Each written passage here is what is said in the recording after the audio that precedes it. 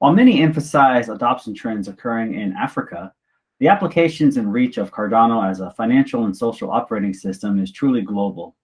As an enterprise-grade public blockchain, one of the missions of Cardano Foundation is to support the positive advancement of Cardano with regulated financial institutions. Beyond providing support for the ADA cryptocurrency, our goal for blockchain technology is to see the adoption and use of Cardano as decentralized infrastructure. With me today is John Januszczak, President and CEO of UBX, to talk more about their leadership role in enabling mass market adoption in the Philippines. Hello, John. Hello, Jeremy. Thank you for having me. Thank you for being here. Can you tell us a little bit more about yourself and what UBX is? Sure, absolutely. So I'm John Januszczak, and I'm with UBX. UBX is the fintech venture studio and venture fund that we spun out of UnionBank of the Philippines, which is one of the top 10 universal banks in the country. UBX was spun out of UnionBank based on some observations and some experiences that we had at UnionBank. UnionBank's been on a digital transformation journey for many years.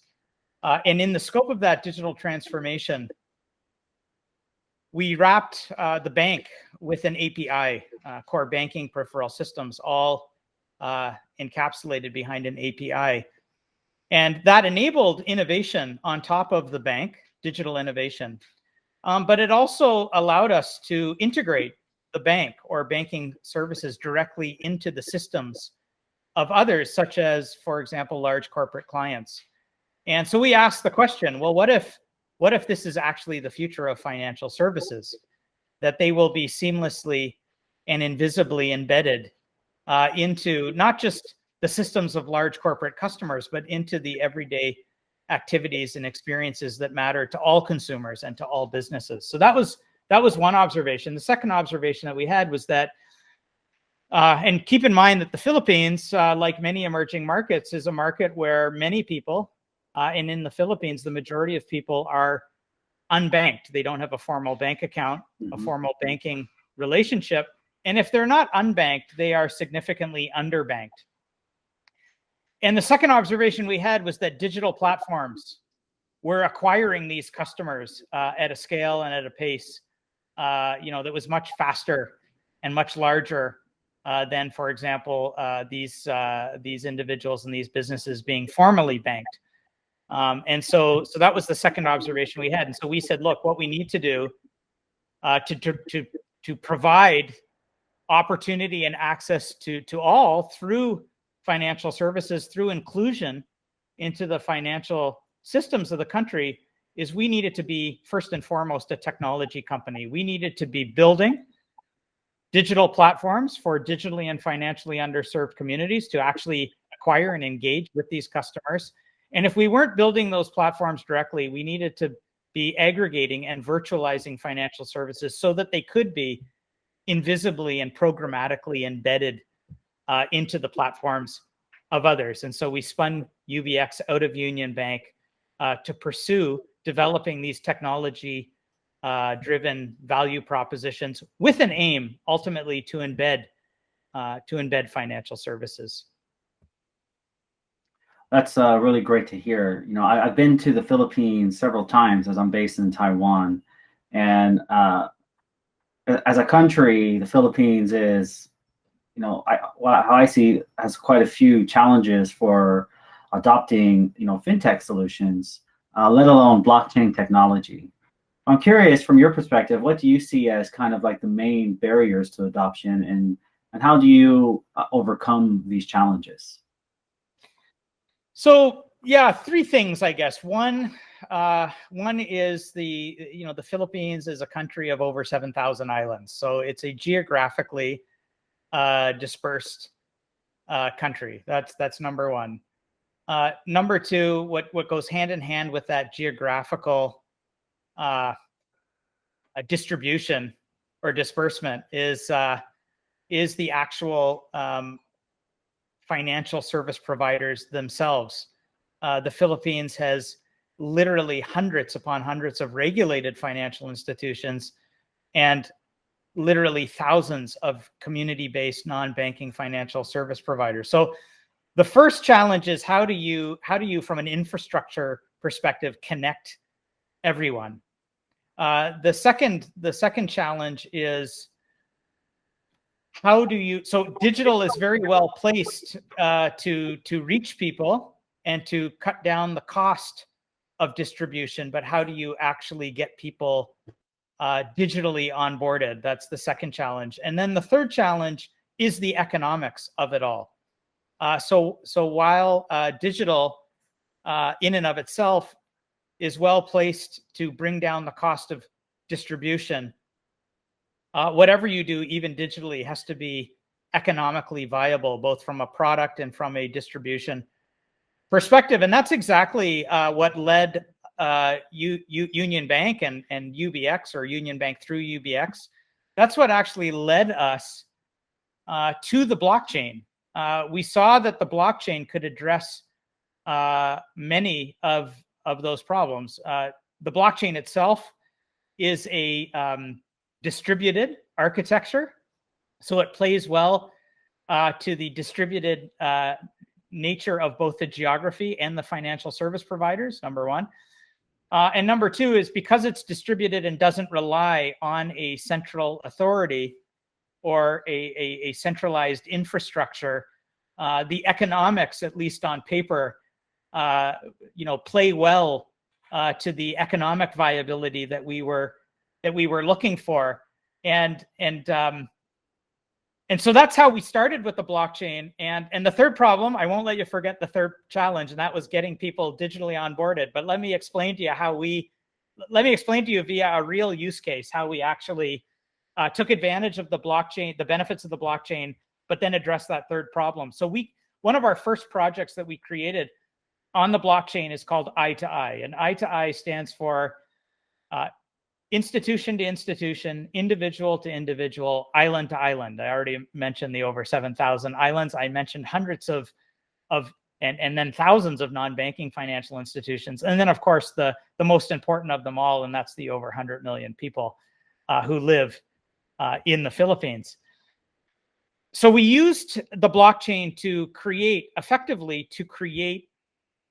a distributed real-time automated clearinghouse. Then what we did is we onboarded the community-based financial institutions to participate in this network.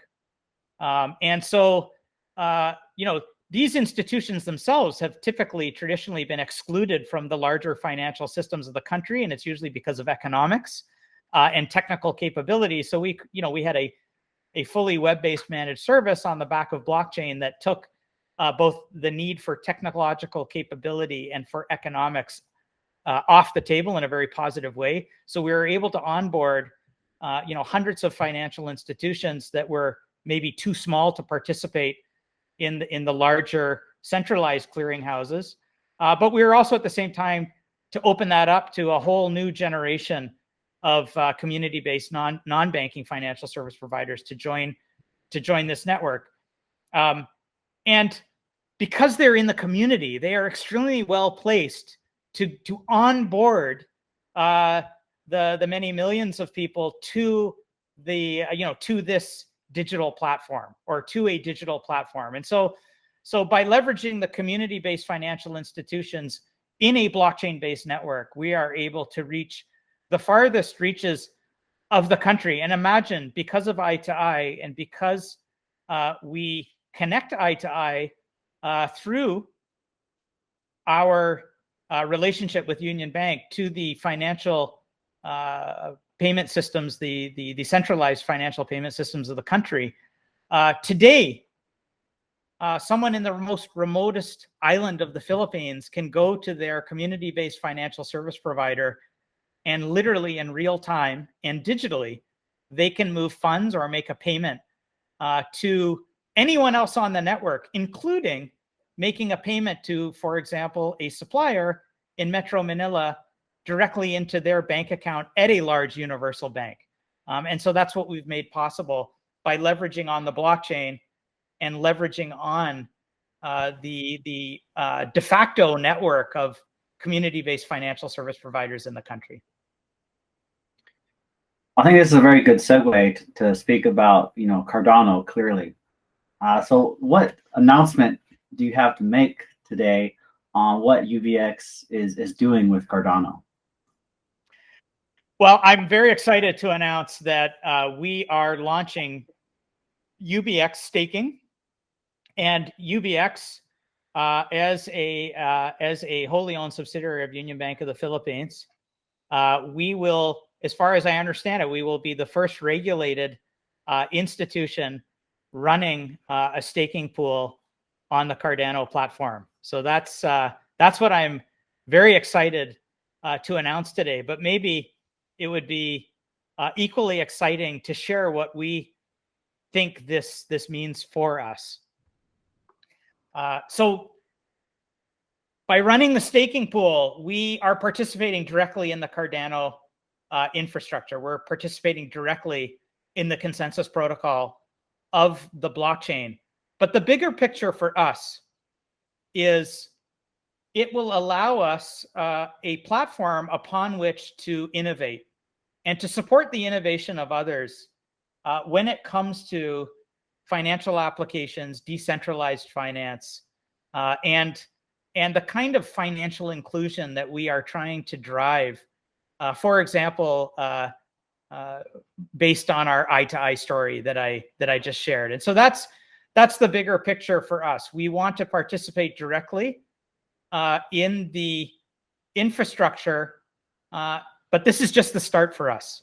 On top of this, we will be building financial applications, use cases, and decentralized finance applications and use cases that will positively and materially impact the kind of opportunity and access that we are trying to drive by including many, many people who are currently unbanked or underbanked in the Philippines.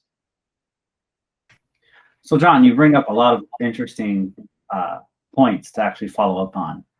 And the first one that I want to start with is actually regulated financial institution operations. So by running a stake pool, you are in effect running a block producing node and assuming integrations with decent infrastructure. So from a risk perspective, how do you actually view this? The fact that you are having part of your critical applications on an asset structure that is not fully owned by the bank itself or by UBX? Yeah, so we have, three things. Number one, we are leveraging on our experience with the blockchain. So we've been involved in, with other blockchain platforms and protocols in the past, including, all of the popular ones like Bitcoin and Ethereum. So number one is we have experience, we have comfort with blockchain in general. And we have built already, prior to joining with Cardano, we have built other use cases and applications. So number one, we have experience, we have comfort. In the scope of that experience and comfort, we, as a regulated institution, we have worked with the regulator, from socializing what we're doing all the way to having central bank approved blockchain-based applications like Eye-to-Eye, like PHX, which is a Philippine peso denominated stablecoin approved by the central bank, and including other innovations like through our investment in the Philippine Digital Asset Exchange, we partnered with PDAX to launch bonds.ph last year, which was a blockchain-enabled platform that allowed ordinary Filipinos to participate in the purchase of retail sovereign bonds from the government of the Philippines. So number two is on top of our experience and working through all of the problems that would allow us to feel secure in the platform, we have also worked with the regulator every step of the way. So that is the that is the second part of it. And the third part of it is we see the blockchain as where innovation in the future will take place. So to be quite honest with you, there is some innovation that occurs on top of centralized payment systems and clearinghouses, but we see much, much more innovation occurring on top of open and decentralized platforms, such as Cardano. And maybe one of the reasons for the uninitiated, the world of blockchain and decentralized finance seems so confusing, and maybe that is a bit of a negative for people who are coming into the ecosystem for the first time. It can be awfully confusing. But the positive side of that is the confusion is a side effect of all of the innovation that's occurring on these platforms. And when innovation is occurring at that scale on these platforms, if you are a financial service provider, this is exactly where you need to be, because this is the future, because that's exactly where all this innovation is taking place. That's right. We like to say that the future is here, but it's not evenly distributed. And that brings me to my second question for you, which is, what role do you see yourself for bridging the traditional, financial world with the new financial world, especially in the Philippines, as we do currently have a large community of ADA holders and other stake pool operators that exist in the Philippines. So how are you adding value to enabling that adoption? Yeah, I think we are in a unique position to provide a lot of value, and I think it stems from the chasm that needs to be crossed from traditional finance to the future of blockchain and decentralized finance. So yes, there will be let's call them purists or blockchain digital natives that will go all in, and they will live, and it's already happening. Of course, they're living quite comfortably in a decentralized or a DeFi world. But we also have a very large traditional economy that, for the most part, relies on existing rails, existing financial systems, payment systems, etc. And of course, in the Philippines and in many emerging markets, the opportunity is already what I alluded to. You still have this kind of very large unbanked or underbanked segment. And so we are in a unique position to cross that chasm. And so let me speak about it concretely, and then maybe zoom out to maybe what the bigger picture is. So for example, I talked about the eye-to-eye platform, and we have a blockchain-based system that connects all of these community-based financial institutions to each other, and by extension, their customers. But one of the biggest use cases is actually connecting that blockchain-based, real-time distributed automated clearinghouse to the existing centralized clearinghouses and payment systems of the country. And so while people are reaping the benefits of this decentralized architecture, at the same time, they need to coexist with the legacy or with the centralized payment systems. And then, of course, UBX being part of the UnionBank family, we can provide access to those services. So we bridge the existing financial systems of the country with the future, with the blockchain-based, the decentralized finance use cases and applications. That's number one. Number two is for people going the other way.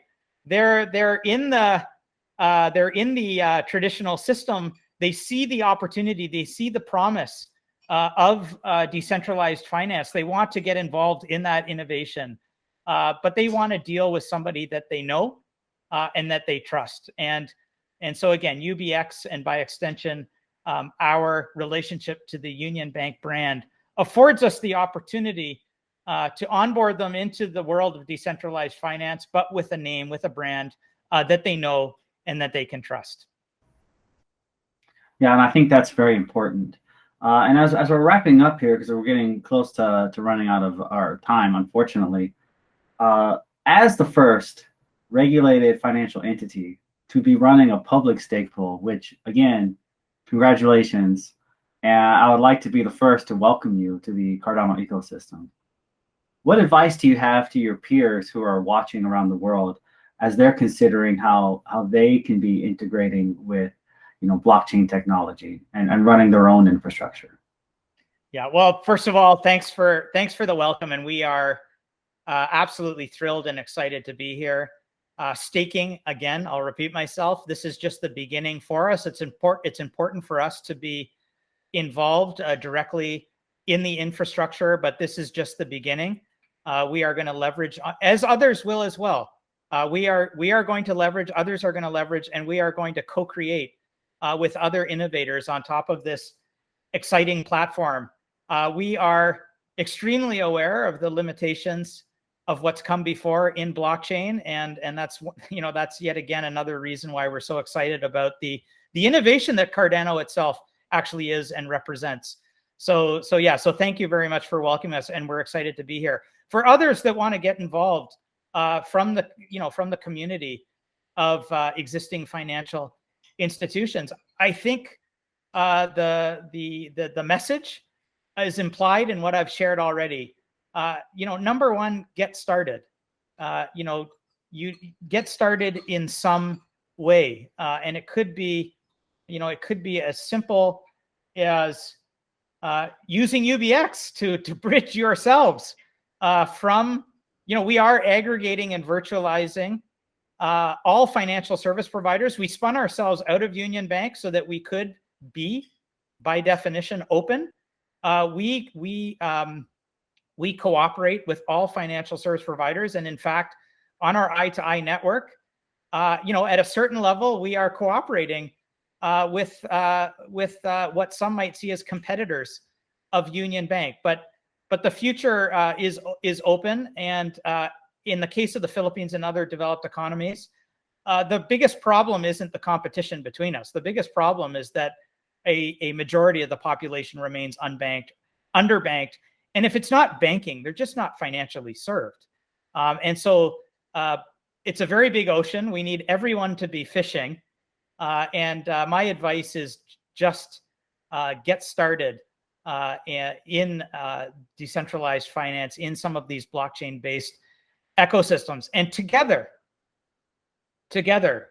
whether it's through a formal bank account or directly through an application, a decentralized financial application, together, we can all share. And in fact, we all need to share in UBX's vision of opportunity and access for all. And together, we will make a positive and material impact on truly inclusive prosperity and financial inclusion.